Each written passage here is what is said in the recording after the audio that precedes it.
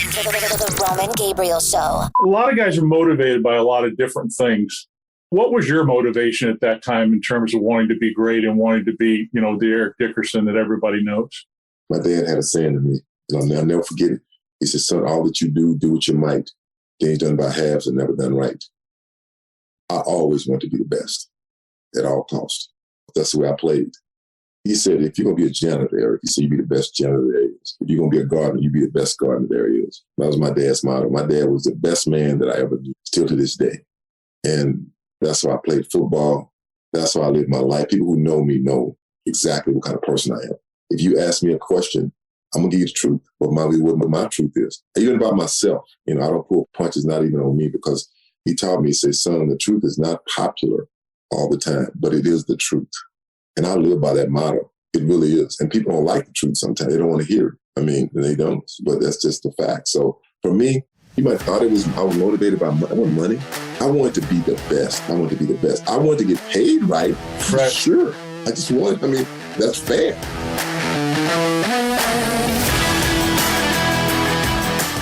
Welcome to the Roman Gabriel Show. Faith, family, sports. Roman goes up close and personal with high-impact difference makers from the world of sports and entertainment. Get more exclusive content at www.romangabrielshow.com. Now, here's your host, Roman Gabriel.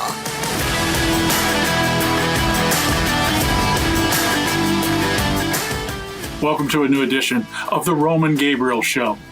Coming in with me, he's one of the great running backs in NFL history.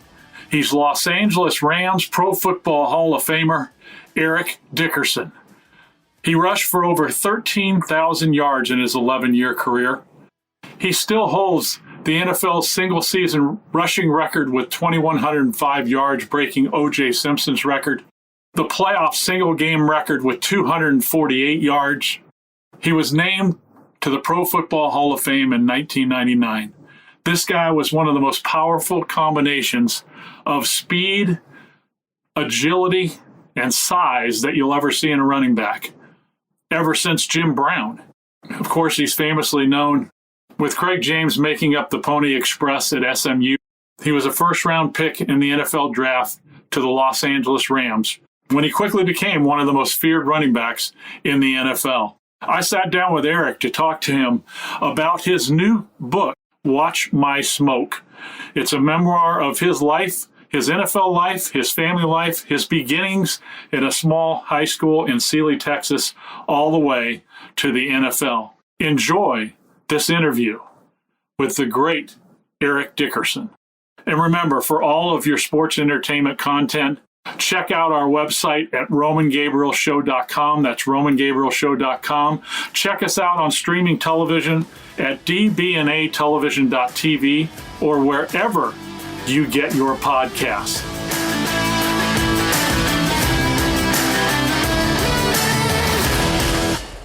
Welcome to the Roman Gabriel Show. romangabrielshow.com. Streaming on dbnatelevision.tv. And I'm excited, as always, to have a great Ram Hall of Famer, College Football Hall of Famer, Pro Football Hall of Famer, one of the greatest football players of all time.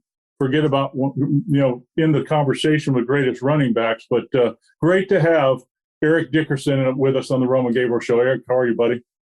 Good. How you doing, Roman? Thank you for having me. Hey, I've been looking forward to this for a long time. I'm glad you've got this book out, Watch My Smoke, and I am sure I obviously have read some of the pre-information about your book, and but I'm going to ask you this again. Why did you wait so long to write it? Well, I don't know.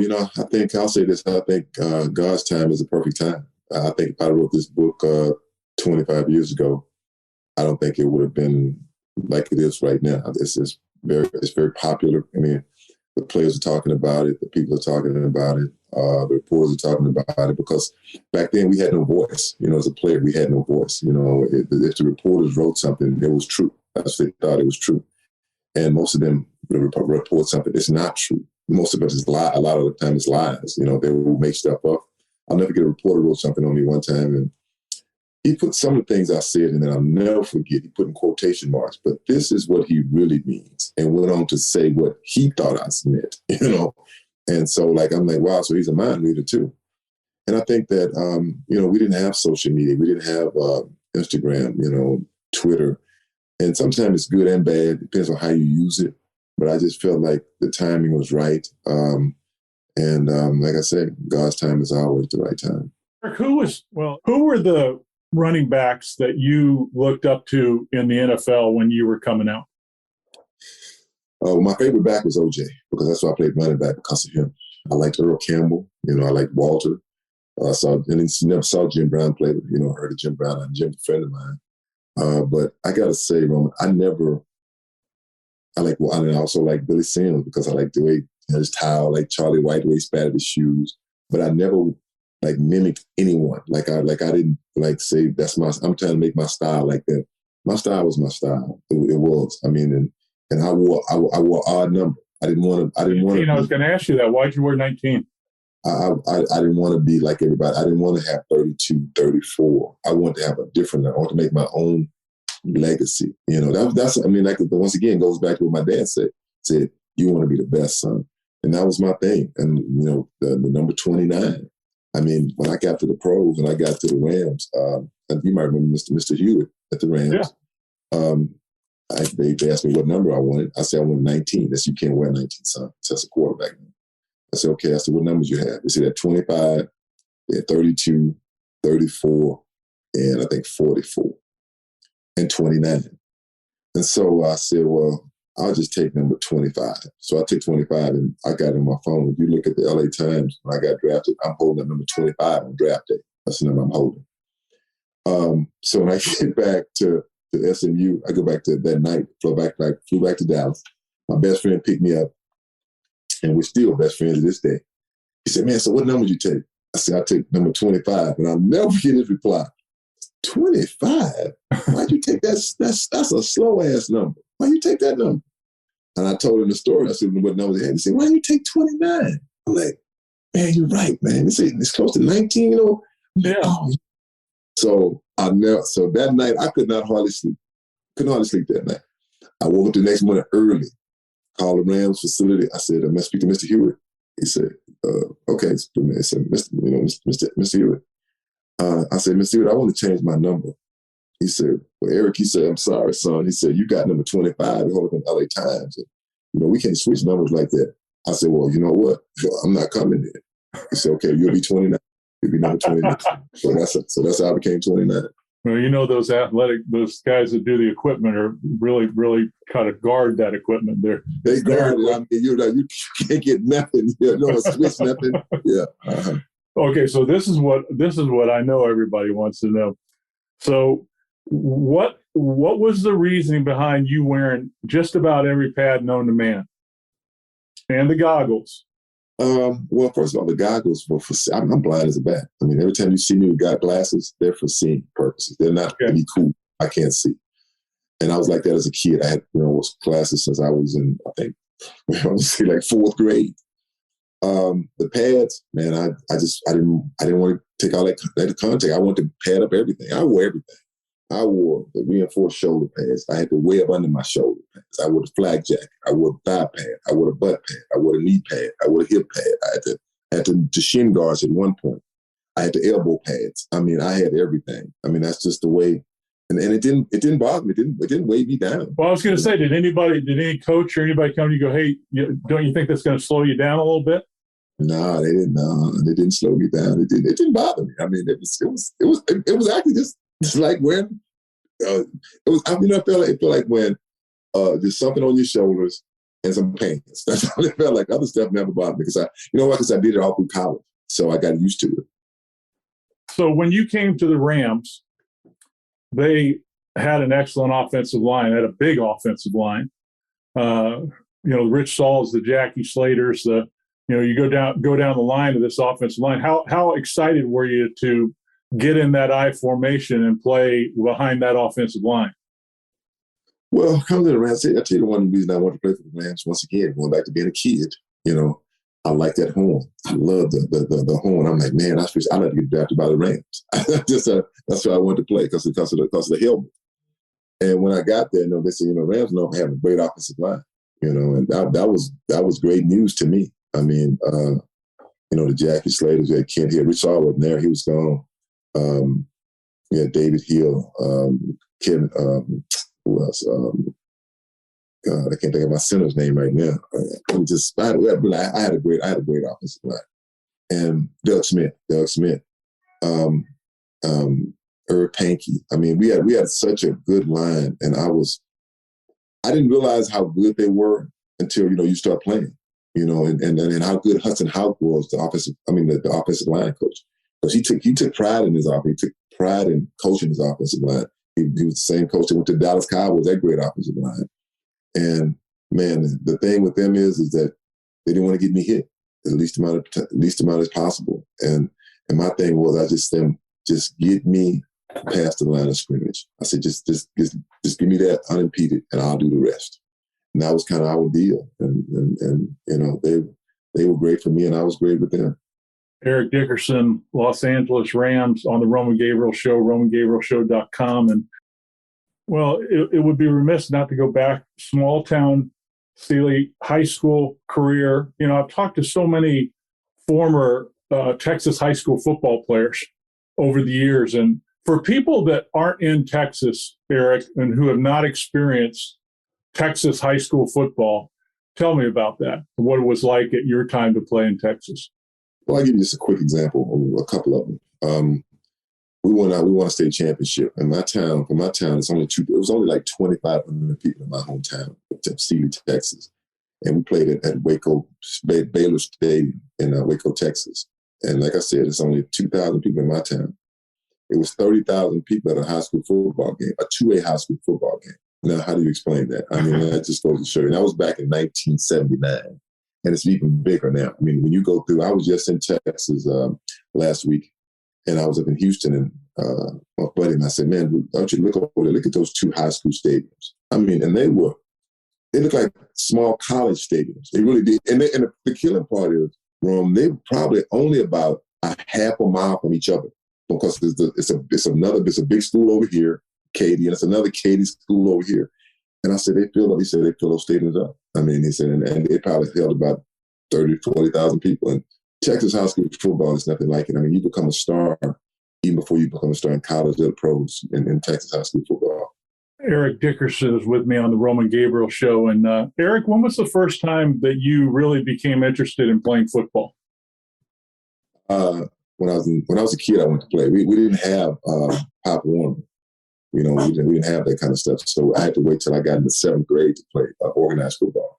And that's the first time I played organized football in 7th grade. Hold on. Stop barking. I have a dog. I know what that's like. I got a guy here working, so he's barking. So that's the first time I played high school football. I mean, organized football in 7th grade. I remember the game. We played the Waller Bulldogs. We were supposed to play them on a Thursday. That's when 7th grade played. And it got rained out, so we had to play Saturday morning. And man, I was so nervous. I'm like, golly, but I was so excited about it. And it was still like a cloudy day, cloudy morning. It was like early in the morning, like 10 o'clock in the morning. And I was on kickoff and punt team. And they kicked off, and I ran the kickoff back. And I had 6 touchdowns that day. And I just fell in love with football at that point on. How big were you in 7th grade when you started? I was probably about 6 foot tall, almost 6 foot tall in 7th grade. I was tall. I was really tall. Maybe 5'11", 6. Yeah, right, 6 foot tall. Because I won't forget when I went to the theater, went to the movies, and they didn't believe I was 12 years old. I had to take my birth certificate and show them, and that's how tall I was. Were you always as fast as you were in college and pro football, even in 7th grade? Did people notice your speed and your size? Yeah, they did. They noticed it. I was always proud of my speed. I mean, I was always fast. Tall. I was tall and lean, but I was always really fast. I was in 7th grade, and I could outrun most of the 98% of the kids in high school in 7th grade. Now, your aunt was a huge influencer in your life. Did she support your football? Well, my great aunt who raised me, she didn't like football. No, she didn't like football. She didn't want me to play football. She wouldn't sign for me to play at first. Matter of fact, my godmother, who lived right across from us, about 60 yards away, She said, I'm not going to sign. I don't want you to play that sport. That sport is too dangerous. It's too rough. And I'm not going to do it. You have to have somebody sign for you. So she said, go ask your godmother. So I went and asked my godmother, and she said, I'll never forget her reply. She said, that's a dangerous sport, son. You sure you want to play? I said, yes, ma'am. And because they called my mother Red, because she was really light. And they said, Red won't sign for you to play. I said, no, ma'am. She said, you sure? I said, yes, ma'am. And she signed for me to play. And I never forget when I went back and took it to my mother. She was like, she signed that paper? She was mad that she signed it. So that's how I got a chance to play football. Well, if you look at your high school career, when was the first time that you were noticed by major colleges? I guess probably when I was a junior. I think they were talking about me as a sophomore. But when I was a junior, I think in high school, it was just a different time than it is now. They know about kids there, they're freshmen. But as a junior, because I'm from a small town, right outside of Houston. But I tell you this story. It was a guy. So I quit playing high school football because I didn't like my high school coach. I quit my sophomore year. And a guy came over, his name was James Abernathy. We called him Shaq. And he was a big sports addict. He just loved sports. And he was from another town over called Brookshire Water. And he said, he came over to my house and he pulled up and my mother said, hey, Shaq's outside. And I walked out and said, hey, Shaq. He said, what's up? He said, hey, Miss Dickerson, how you doing? He said, hey, Shaq. I said, do you mind if I take Eric and talk to him for a minute? I said, sure, take him and talk to him. So I got in the car with him and rode around and he said, I heard you quit football, man. I said, yeah, man, that man is prejudiced. I said, I don't like him. I said, none of us. I said, he treats us badly. And he said, and he just let me talk. And finally he said, let me ask you a question, son. He said, what do you see in this town? I said, nothing. He said, Eric, right, there's nothing in this town. There's one red light, there's nothing here. He said, let me tell you something, son. He said, you're 16 years old. He said, you're one of the best athletes we've ever seen in these parts. Now I'm 16, as a kid, I'm like, what? Wow. He said, this could be your way out of here, Eric. I'm telling you. He said, you should just go back and play. He said, in spite of him. He said, look, if you don't like him, he said, come over to Brookshire and play. Brooks, we'd love to have you over here. So when they took me back home, my mother asked us, what did Shaq talk to you about? And I told her, she said, Eric, I don't like football. I don't like that sport. She said, but I don't like you to quit now. She said, so if you want to go and play, she said, I'll most definitely drive you to Brookshire, because Brookshire was like 13 miles away from where we lived. Or I can drive you to Belleville, because I was going to play in Belleville. That was a rival. I couldn't do that. So I said, okay. So by that time, the coach came. He talked to each kid individually, because my best friend called me and said, Eric, some minutes. He said, Rap Harris came to your house? I said, no. He said, he's on his way. He coming by all the black players' house and talking to him. So he came by my house and talked to me. And I said, I'm thinking about coming back and playing. So, but I did. All of us did. We went back and played high school football. And, in spite of him, and it's not a feel-good story, one of those feel-good stories. We won a state championship our senior year. We won a state championship because that was the class that in my 7th and 8th grade year that people thought was going to win a state championship. And we won our first state championship with that class. But that's how I went back and played football from, he passed away, my friend, James Abernathy, and that's funny, just how he saw something that I didn't see in myself. Eric Dickerson with us, wrote his book, Watch My Smoke, and you can get it anywhere, Amazon, anywhere books are sold, and on audio as well as reading, hardback, softback. Eric, you were running track at that time too, right? Yeah, I ran track. So what were your favorite track events? Well, I ran the 100 and 200. I won the state in 100 and the state in 200. And in Texas, you got to be able to run to do that. So I was extremely fast. I love 100. I love the 100. I love the 200. The funny thing is, I have a 9-year-old son, and he's just like me. He loves track and football. Those are his two sports. He runs the same race I ran, the 100 and 200. He loved those two races. I just felt like I was dominant in those races, being tall and lean, and I had a great start. So, those are my races. Well, you had to be a little bit intimidating to the people you're running against with your size, right? And your stride. Well, I'm gonna tell you something. There was a lot of guys that were faster than me before. It was one guy in particular that I could not outrun. It was until my junior year I ran him. I raced him from the 7th grade all the way to my junior. I could not run. A guy named John Jackson out of Belleville, Texas, and that was our rival. And man, it was frustrating. And I won't forget, my dad would tell me before he passed away. He said, "Son," he said, "Eric," he said, "just wait. He said, your body's not developed yet."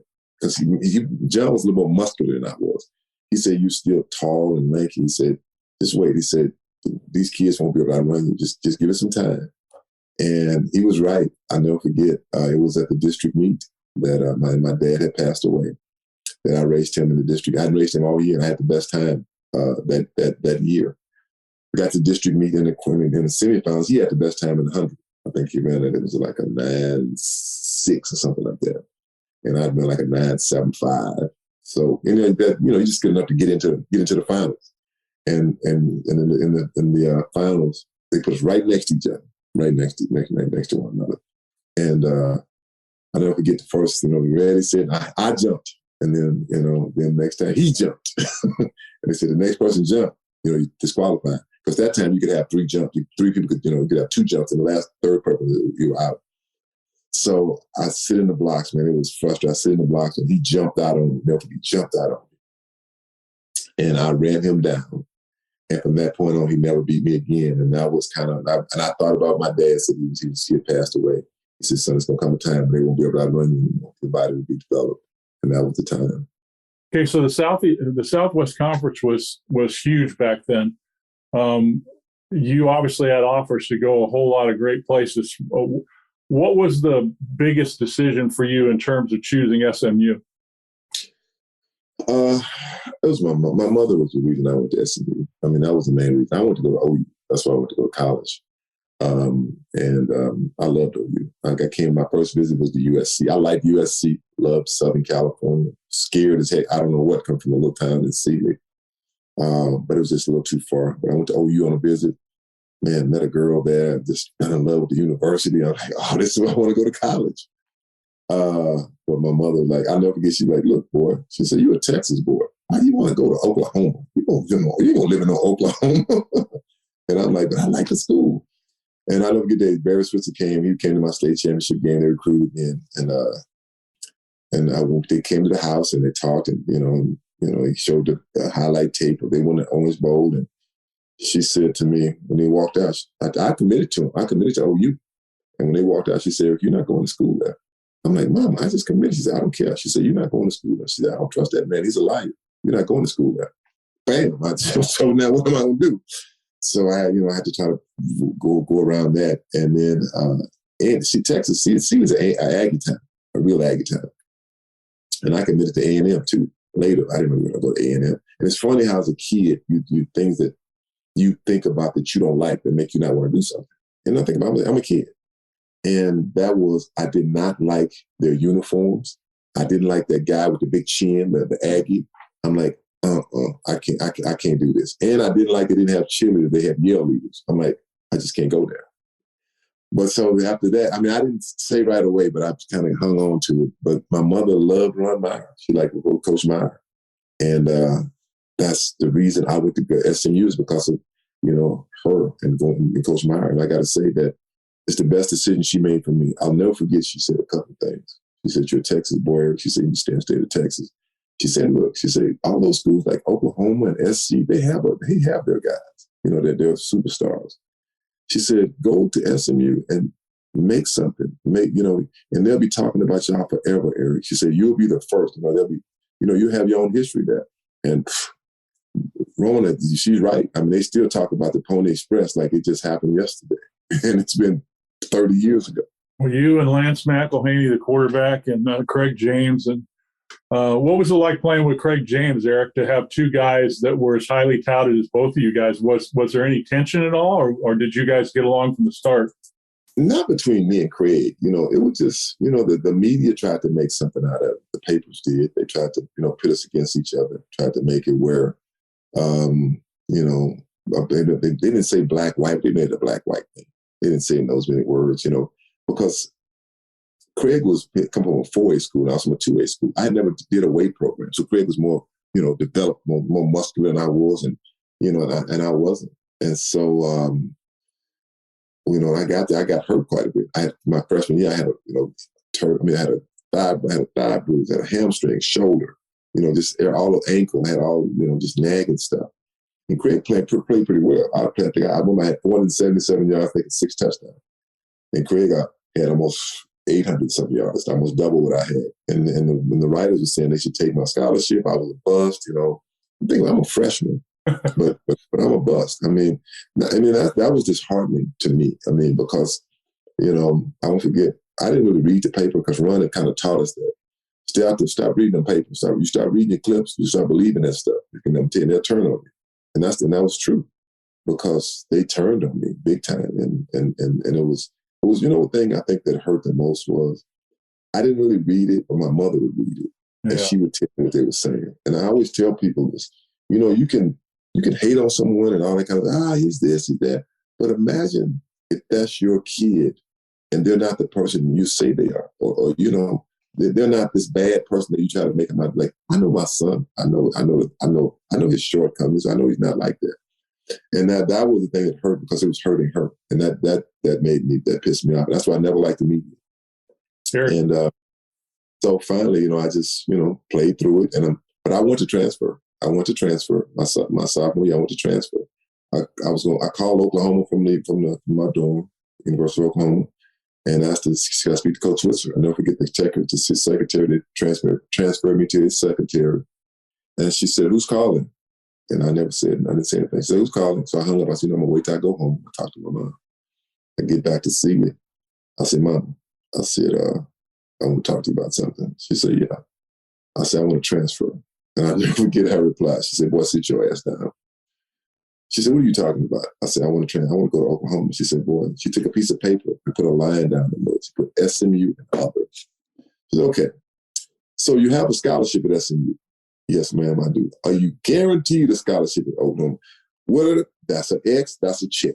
She said, "So you're playing at SMU?" "Yeah, I'm playing, but I ain't playing." "Okay, that's a check, and that's an X on the other side." So make a long story short, by the time she finished, it was all checks on SMU side, and it was all X's on. She didn't put Oklahoma, she just put other. She said, "Boy, take your ass back to SMU." And so I listened to my mother, so I went back, and the rest is history. She was right. It worked out.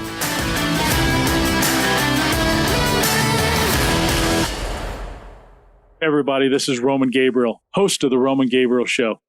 Our mission is much larger than providing you an entertaining podcast. Our country faces an ongoing crisis of underage youth battling alcohol and drug addiction and a rising suicide rate. This problem impacts all of us and our families. Our nonprofit, the Sold Out Youth Foundation, has been my passion since 2003, impacting hundreds of thousands of middle and high school students, challenging them to an alcohol and drug-free life, while providing a life-changing interactive online education platform, teaching students valuable life skills and success principles, equipping them to pursue their passion and dreams. I need your help. Our program is successful because of people just like you who financially support our movement. Please give safely and easily today by going to our website at soldouttv.com. That's soldouttv.com, and click on the red donate button. Or right now on your cell phone, text SOLDOUT20 to 484848. That's SOLDOUT20 to 484848. All donations are 100% tax deductible, and believe me, any amount will help. Your generous gift can help one more child stay on the right path to health, wellness, and success. Thank you, and be sold out. Welcome back to the Roman Gabriel Show. Faith, family, sports. Roman goes up close and personal with high-impact difference makers from the world of sports and entertainment.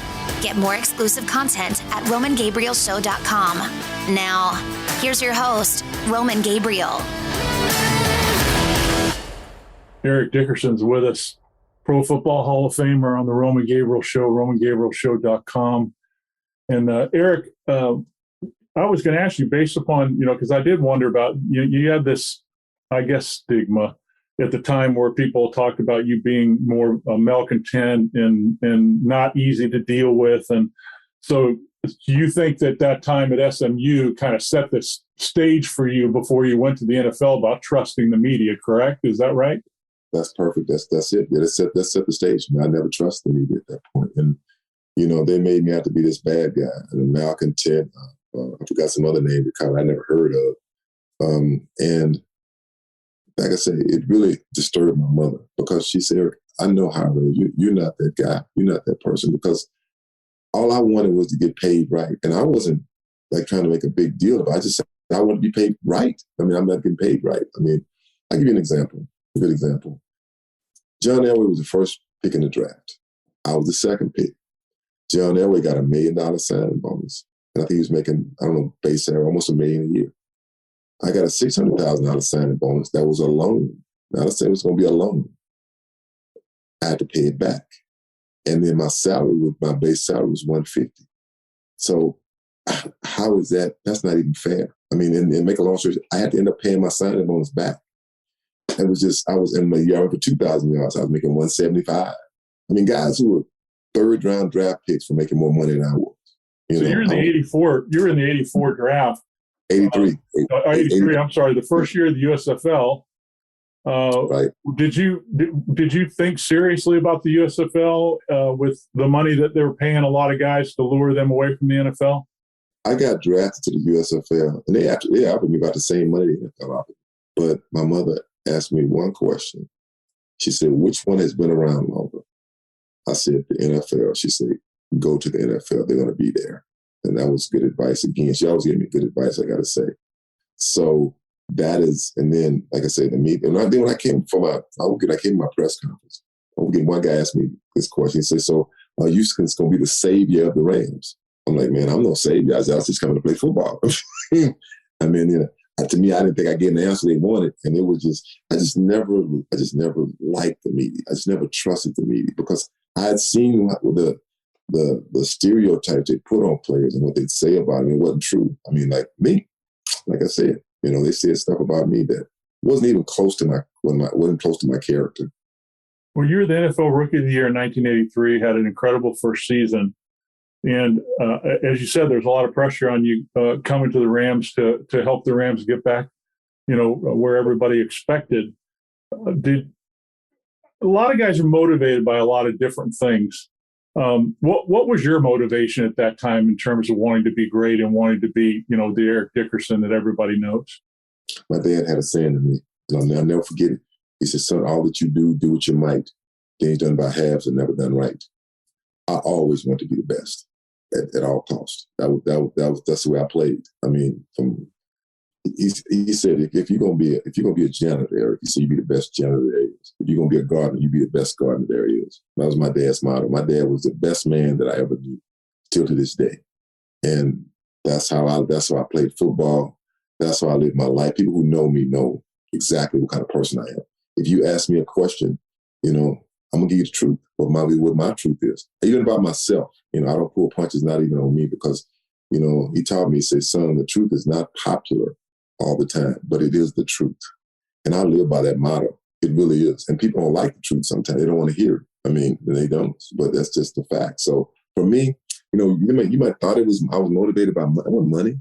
I wanted to be the best. I wanted to get paid right. Right. Sure. I just wanted, that's fair. You were there. You were at that time right before things really started taking off. For players. So obviously, today it would be monumental that obviously money you would make. Tell me about the magical season. Obviously, O.J. Simpson was a guy you looked up to greatly. O.J. had an incredible run with holding that record for single season. And was that a record that you thought about consciously, or did that year just go so well for you that at some point you said, "Hey, I can do this"?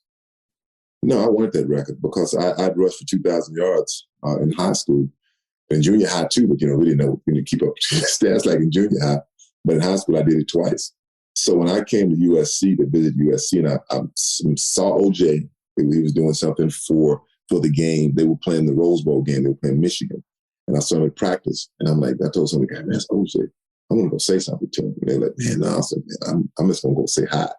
So I walked over to him and I said, I introduced myself to Simpson. "I'm Eric Dickerson." I said, "How you doing, young man?" They recruited me. I said, "Yes, sir." I said, "Where you from?" I said, "I'm from Texas." "What position?" I said, "Running back." And I told him, I said, "I play around." I said, "I'm a fan of his." And I said, "I'd like to break your record one day." And he said, "Okay, well, good luck with that." So, it was just, I just wanted to say something. But, when I got to the NFL and we came close out of my first year, got 200 some yards away from my first year, and had 1,808 yards as a rookie. And next year I wanted that record. I mean, and not just me, the offensive line wanted it too. The team wanted it. You know, that was a goal for our football team. And it started off slow. Then I got hurt my toe. I had a toe injury. I didn't think I'd be able to play the rest of the season, but Gary Tuthill made a thing called a toe piece. And like I said, I have it back here behind me still, that I was able to play and wear. And that's how I played the rest of my career, with that toe piece. But it was just a season that, you know, that started off slow. But when I got going, every week was 150, 130, 190, 200, you know, 105, 125. I mean, it was just, and that's how it goes. You have to keep it going. I mean, and the team was into it. I mean, we wanted to win. That was the most important thing. But they want to try to get those yards also. Because the guy said, we want to be a part of history. Now, did we think it would last this long, for 37 years? I don't think so, but it has. Thank God. Well, and it may last for a long, long time the way the league's gone now, right? I mean, you were talking earlier about the money situation, but how different would it be today, because there are so few teams that line up with a fullback. There are so few teams that run the ball a ton. I mean, but still the best teams that get to the Super Bowl are the teams that play defense that can run the football. So what are your thoughts about today's game, Eric, in terms of how the running game's used? Well, it's frustrating because you hear it. You don't need a quarter. You need a running back. You just throw the football. That's not true. The best teams run the football and play great defense. You build a team with an offensive line or a defensive line. That's where you start your team, either one, And I feel like that if I was playing today's game and you gave me an offensive line to work with, like I'd use Derrick Henry, for example. You use him. You got the offensive line that he has, and then the guy likes to run the football. You're gonna win a lot of games. And if you got an adequate quarterback, you're gonna do some good things. But if you have a great running back and a great quarterback, oh my God, it's gonna be off the charts. It will be off the chart. 9 times out of 10, both of those things don't line up like that in both ways. But you have to be able to run the football. I mean, you look at San Francisco. San Francisco, they do old school football. Oh, yeah. When they played us 2 weeks ago, they at one point got in the I formation. We didn't even run the I that much, just a little bit. We ran one back set. They got in the I formation and pounded us. I'm like, this is old school football. They didn't never go away from the run game. Run game wears a defense down. Look, throwing the ball for 50 and 60-yard touchdown, those great catches, that's fantastic. It looks good. That's what they want, a lot of scoring. But to win football games, to be successful, is to wear a defense down. And the Niners are probably one of the better screen teams in the NFL, too. Right. They're one of the best teams that you see guys take a 5-yard catch and make it a 25 or 30-yard run. So I assume that you're glad that you came out at the time that you were able to play in the NFL in terms of the position of the tailback, because today, rarely do you see a back get, picked number 1 overall. Yeah, it's rare. The thing is, it just depends on the dominance of the player. You gotta look at that part too. I mean, I don't see a lot of backs that are dominant in the last 20. Maybe say less the last 8 to 10 years. I mean, and that's what it comes down to. I mean, when you look at Ezekiel Elliott, he was a first-round draft pick. You look at Derrick Henry, he was a first-round draft pick. You look at the kid, I can't think of the kid at the Giants, Saquon Barkley, he was a first-round draft pick. Zeke has had a great career in Dallas. Derrick Henry is having a great career in Tennessee. Saquon Barkley struggling because of what the team he's on, the offensive line. If you ain't got those guys up front, a lot of bad things are going to happen. I think of a guy who he wasn't in the first-round draft pick, but I liked him when he came out of college. Joe Mixon in Cincinnati. I said, man, I like Joe Mixon. He said he's had a great career. I mean, it just goes to show teams, real football teams, know how important running back is to an organization. Tell me about the '85 run. You guys put it all together that year. Dieter Brock was your quarterback. Took it all the way to the championship game against the Bears. And of course, it's probably not a surprise that anybody had trouble running the ball on the Bears. But tell me about that season, about getting to that point. And your goal, like you said when you came to the Rams, was to help them get to a Super Bowl, and you got awful close that year. Well, I hadn't held out that year. I didn't start this. I missed 2 games that year. But We had a really good football team. Defensively, we were really good, and offensively, our offensive line was really good. But one problem that I had, I think a lot of us had with the team is that we would not invest in a quarterback. And, at that time, I think they went out and got Dieter Brock. I never heard of Dieter Brock. They had a chance to get Dieter Brock or Warren Moon. And, man, if we took Warren Moon, I just think things would have been a whole lot different. That team was built on defense and running the football. That's what it was. That's what it was all about. Because Dieter, I was going to say it, Dieter wasn't a great quarterback. Dieter wasn't even an average quarterback. I mean, just to make it plain.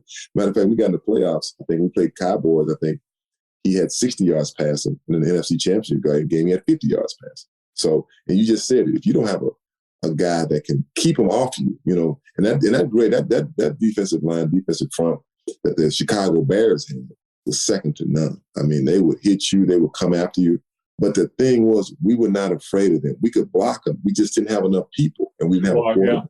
We didn't have a quarterback that could. And I always tell my friend Richard Dent, I said, man, if we had a quarterback, I said, man, we'd have beat y'all. The Bears, that's the only time the Bears ever beat me. Was that game, because we played them on Monday night in a Monday night football game the next year, the same football team. And we had Steve Dills was the quarterback. And Steve wasn't bad. He wasn't great. We beat him on a Monday night. I mean, I say, y'all the same team. We just had a different quarterback. But that team was a really good football team. Really good football team. But once again, I say, we're missing one player, and that was a quarterback. Yeah, when you look at the Rams' history with quarterbacks, the fact that my father owns the touchdown and total career yards record says what you just said. He was there 11 years. I think the closest one was Jim Everett in terms of longevity. Right. What a lot of people, looked at that first 4 or 5 years. As you said, great defense, great running football team, but as you said, you're missing that one important piece of the time, which was as you said, the quarterback position. Talk about leaving the Rams. Was it your intention to want to leave the Rams, or was it a situation that you really just couldn't deal with it any longer? I just couldn't deal with it any longer. I never wanted to leave the Rams. I won't forget one of the last meetings I had with John Shaw. I go down to meet him at his Pico office. And think about this here. It took me months to try to get a meeting with him. Now, can you imagine LeBron James trying to take him a long time to get a meeting with the general manager? No. Or Patrick Mahomes to meet the general manager. It would take a couple of hours. We'll meet you at 2 o'clock or 1 o'clock. It took me a month. So, and that was John's job. John's job was to play us all off, to keep us out of the front office. And he used John Robinson for that. I will tell you that I wanted to be a Ram forever. I did that. I wanted to. And I went and talked to John. And I told him, I said, look, John, I said, I led the league in rushing last year again. And I'll never forget his reply. And John has that nasally voice. No, you didn't. Walter Payton did. I said, John, I led the league in rushing. No, Eric, I said, John, I led the league at 1,821 yards and 14 touchdowns. I know what I had. And I'll never get it back. Let me get the book and look. Oh, I was so pissed. I'm like, freaking asshole. So he gets the book. He said, oh, you did? He knew I led the league in rushing. Come on, he knew. But that was just that's how they did things. So I said, John, I said, man, man, this is unfair. I said, I played my contract. This is unfair. I'm getting paid. Well, Eric, you have a contract, and I said, John, but I said, but it's not a contract. And really, it was. You know how those contracts were. They weren't real contracts. They were for the team. So I said, John, I'll tell you what. I said, let's do this. I said, now this is how, in a sense, naive I was, but this is how, in a sense, desperate I was. I said, I'm willing to go year by year. I said, if I rush for 1,500 yards or more, you pay me like a quarterback. You pay me the John Elway, the $1 million, and the Marino. I said, 1,500 yards or more, or if not, I go back to my old contract. And he said, no, I'm not going to do that. Now, I'm betting on me. Now, think about that. Not 1,000 yards, not 1,200 yards, 1,500 yards. You know how hard it is to get to 1,500 yards in the NFL? At that time. Difficult. I was willing to take 1,500 yards. She said no. And at that point, I said, I mean, this ain't gonna work. I just knew it wasn't gonna work. So, I just thought, hey, the report. And the reporters would ask me something, I would just say something crazy. Like I talked to John Robinson about it. I told him, man, I'm just not happy here. I said, I just don't think it's gonna work. I talked to him, and they asked me about when reporters asked me about something about a game running 47 gap. I said, let John Robinson run 47 gap. He makes more money than I do. And he was. The coach was making more money than I was. And then that's when things just got falling apart, and it just got worse and worse. And where I really wanted to go to play was the Washington Redskins because my cousin was there, Dexter Mann. I'll never forget. I was sitting right in this office I'm sitting right now. He says, Eric, he called me and said, man, I heard we trying to get you. I said, man, I know. And his reply was, man, they ain't gonna let that happen. That's too much like right. and John Shaw wanted to send me to Siberia. He wanted to send me to Indianapolis, and to try to kill my career, basically.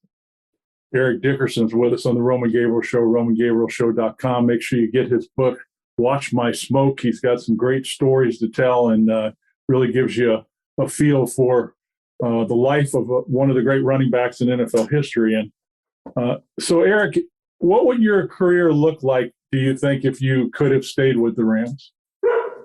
Well, I'll tell you this much here. We did a show. Me, Walter Payton, and Lawrence Taylor did a show. Remember the show Coach?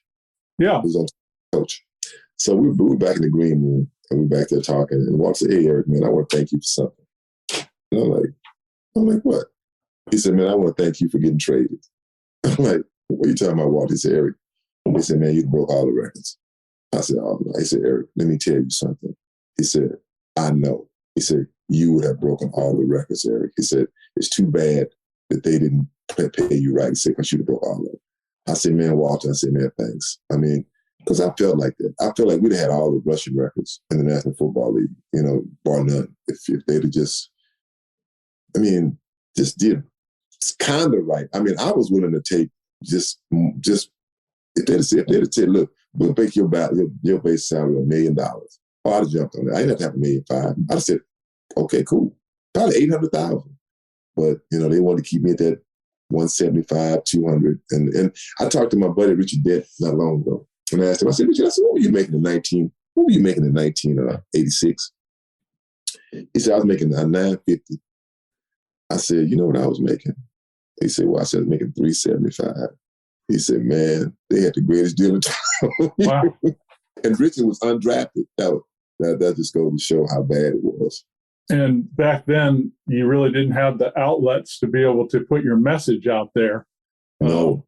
So the PR deal was coming like a tidal wave on you because, you had a few outlets like the LA Times and you had beat writers that were regular writers. It really wasn't conducive to, as you said, players' rights and hearing out players. And obviously, John Shaw made a big mistake. But when you think about your career, you went on to have a few good years with the Colts and then had some injury situations that came your way. But what are your fondest memories, Eric, of your NFL career in terms of moments for you that stick out? I think the moments were for sure my rookie season, just having that rookie season as a rookie and having a chance to play in the National Football League. I mean, and the blessing that it was for things I was able to do for my mother. I say that's why I played. That's why I loved it. But the things that I was able to do for my mom, because my dad had passed, I'm grateful for that. The aha moments that I had in the National Football League was when we played the New York Jets. I'll never forget. And Vince, we were breaking the huddle, and Vince said to me, "If I don't see something downfield, I'm gonna come to you." And it was in New York at Shea Stadium. The lights that came on, it was getting dark. The smoke around the top of the stadium. I remember it very vivid. It's like a picture in my mind. And broke the huddle, and I ran a swing route. So I ran a swing route out to the right. And I remember Vince dropped back, and all I could see was his head going back and forth, back and forth. Like I said, I could see the horn turning. All of a sudden, I saw his arm come and throw the ball. I mean, before the ball got to me, I'm like, wow. I'm like, man, I was just like, this is the NFL. And I was just like, that was one of the most exciting moments for me in the NFL. Still to this day, I know the 2,000 yards was great and everything, but that moment right there was like that was it. I mean, but I think about my 2,000-yard season. I think about the teammates I played with, all the friends I've made over the years. Even going to Indianapolis, the first couple of years, that playing with my old coach, Ron Meyer, winning the conference championship, winning the conference there our first year there. And, just the fun memories. I mean, and then, you always have, it's always got the good with the bad, how things broke down here in LA with the Rams, and how I never forget how we came back to play with the coach and they threw fake money at me and all that kind of stuff. And, in Indianapolis, they put all the racial stuff up, in the stadium. And, those are things that, you don't forget. I mean, they want you to forget it or like get over it. I'm like, you don't get over that stuff. That stuff stays with you for a long time, forever, because some of the stuff they did in Indy, man, I can't forget it. I won't forget it. And matter of fact, a girl I dated, we were best friends, and they hung a banner. I'll never forget the banner. They hung a banner over the stadium with a black baby with 29, with fried chicken, with watermelon on one side, money on the other side, holding fried chicken. And I won't forget, she said I started crying. She said, this hurt me so much. I mean, now how are you supposed to forget that? They want you to forget that. You can't. Hey, this is Nick Raffini from Revoice Media, and I'm the executive producer of The Roman Gabriel Show. We got involved with this show because we realized that Roman has a passion for educating the next generation, and we need your help. We need you to be a donor and go to soldouttv.com and donate, whether it's one time or an ongoing basis. Please help us educate the next generation by becoming a donor. Go to soldouttv.com and click donate. And remember, you can help us at the Sold Out Youth Foundation by donating. Text Sold Out 20 to 484848. That's Sold Out 20 to 484848. And help us help your students to stay drug and alcohol free. Welcome back to the Roman Gabriel Show. Check out more at RomanGabrielShow.com. Now, here's your host, Roman Gabriel. Eric Dickerson with us, Pro Football Hall of Famer, Los Angeles Rams, and now working for FS1 and Fox, and he has his new book out. Go get it. Watch My Smoke. Eric's got a lot of things to say, not just about the NFL back then, but about the NFL today. And I was going to say, Eric, when we look at African Americans this year, right now in the NFL, with all the institutions that the league has put in for interviewing, black coaches, and you fire a guy for the Dolphins, Flores, who wins 8 out of 9 games and 7 straight. And everybody looks at the Miami owner like, that's the craziest thing I've ever heard. And you got one black coach left in the NFL, Mike Tomlin. You have all this talent, coordinators. There are a ton of candidates out there that have the ability to be head coaches and great head coaches in this league. But why are we still having a problem with this after, supposedly putting in these regulations or requirements to where that has to happen? A lot of it has to do with who's in power. I mean, I really believe that who's in power. And you look at who's in power. The teams are owned by mostly all white men. Except for one team, I think Jacksonville Jaguars, and who they feel most comfortable with. You feel most comfortable with somebody that looks like you, or your buddies, guys and they're some are qualified, some are not qualified. And you hear coaches say, "Well, there's no such thing as racism in the NFL." I'm like, well, why in the hell we got a Rooney Rule if there was no racism? I mean, that's a joke in itself. I just feel like it's never going to change until we have multiple black owners. Now, will that ever happen? I mean, because you have black owners that can afford a football team. People that can afford a team, but will they sell them the team? Will they get approved? That's what it comes down to. Because now, if you have multiple black owners, we're going to be like you. We're going to feel like we want people who look like us. We got black players. We want to have a black general manager. We want to have black coaches. We want most of our coaches to have to be black. And I guarantee that. What is this? That's unfair. I mean, because if we start winning, then all of a sudden they'll have some rules for that. I mean, and Roman, I'm like this. I just want fairness. I mean, I think that's what all black people want. It's not like we're not looking for anything special. We just want to be treated fairly. We don't want to have to put a black coach in a job like the New York Jets, the Jacksonville Jaguars. These bad jobs that you have no chance of winning. I mean, it's like, okay, we want you to go 100 miles on a bicycle. We want you to do it in 2 hours. It's impossible. And that's what it's like. You're giving us these impossible tasks to fulfill. You got players that play. I'm gonna use a defense. You have a player that plays a defensive player. He plays the defense. I'm a linebacker. I call all the defenses. I know the defenses. I can play the game at a high level. I'm all pro. I'm all this, but I can't coach the game. Why? That makes sense. Because now I'm a coach and I'm white, and I'm just saying if I'm white, I'm gonna hire my buddies. I'm gonna hire the guys that I went to high school with that guy. Come on, and coach. This guy will teach you. He'll teach you along the way. I mean, that's just the problem. That's just how society is. You may call it what you want, but it is what it is. And I'll just say you got to play the hand you dealt, and that's the hand we're dealt right now. And it's unfair, but is it going to change? No, it's not going to change because you can't make these guys change. You can't make them do something they don't want to do. I mean, they're not going to have, and I just said, they don't want a black coach being a face of an organization. They don't. I mean, and that's just, it's the ugly truth. Well, last question, Eric. What you just explained to me about your foundation of faith, obviously a great father who was an incredible role model, mom, great aunt, family in your life. How have all these things come together, Eric Dickerson, today in terms of raising a son and in terms of passing on this tradition to him? A good question, because I teach my kids just like my dad and mom taught me. I teach all my kids. I have an older daughter that's 34 years old. I have a younger daughter that's 16, and my son is 9. They stay with us and my wife.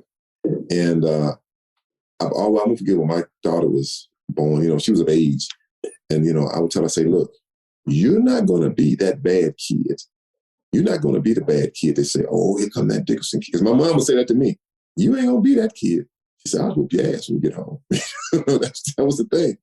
And so, I teach my kids, you're going to be respectful. You're going to say, yes, ma'am, no, ma'am, thank you very much. You're not going to mistreat people. You're not going to bully people. And, it makes you proud. I won't forget, I was in the grocery store one day. My daughter was about 8 or 9, maybe 9 years old.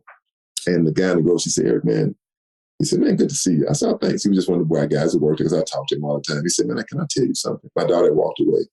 He said, man, I just want to say, man, your daughter is such a respectful young lady. He said, man, y'all have done a great job raising her. I said, man, thank you very much. I really appreciate that. And I went back and told her, and I said, don't you like hearing that?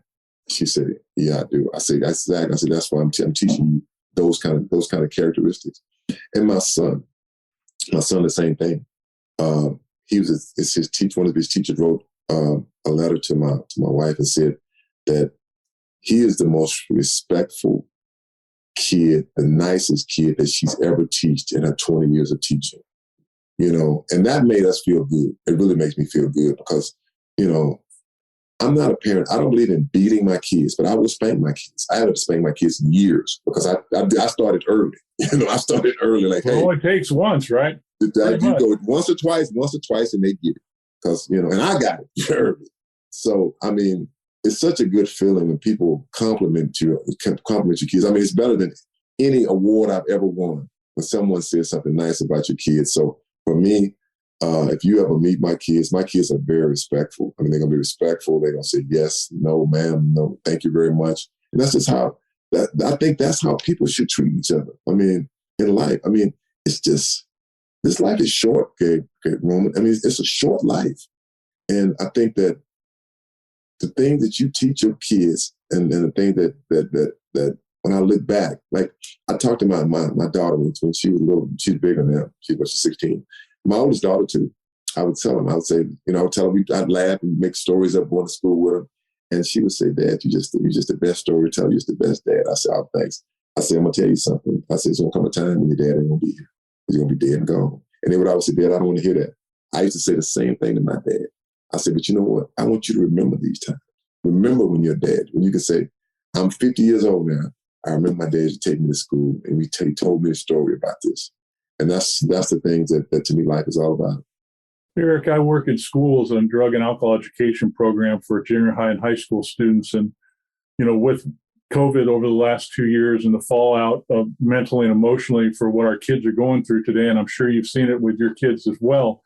What would you tell kids, Eric, out there who are struggling today with uncertainty, anxiety, lack of hope, wondering whether they're going to get that same opportunity that you got or I had or anyone else?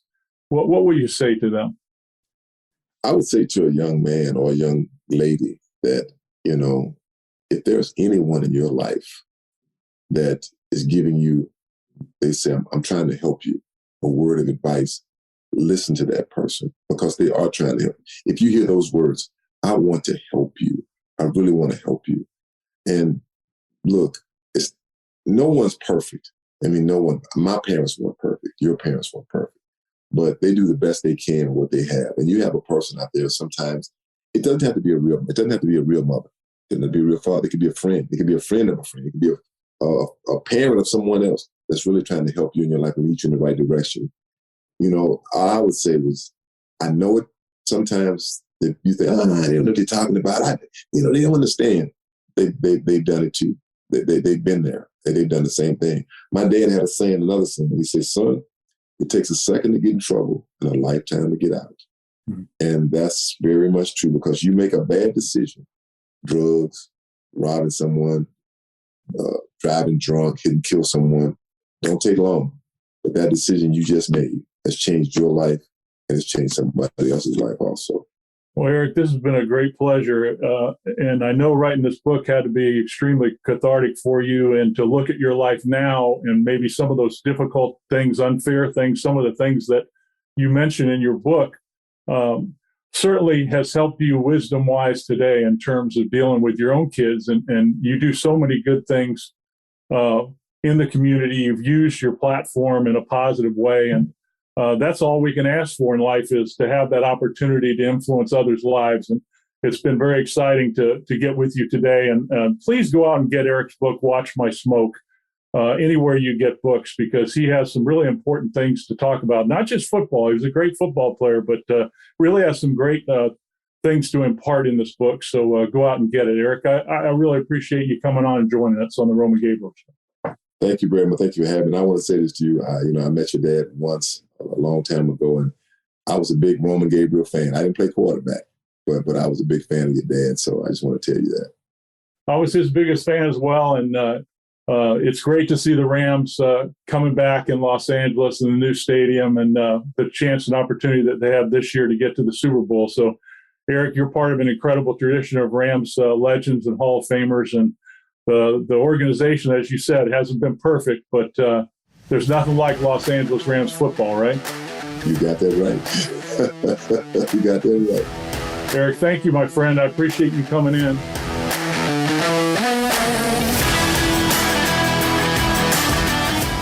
Thanks so much for listening to The Roman Gabriel Show. If you enjoy the podcast, please leave a rating and review on iTunes, and be sure to subscribe on iTunes, Google Play, Stitcher, or anywhere else you listen to podcasts. And remember, you can help us at the Sold Out Youth Foundation by donating. Text Sold Out 20 to 484848. That's Sold Out 20 to 484848. And help us help your students to stay drug and alcohol free.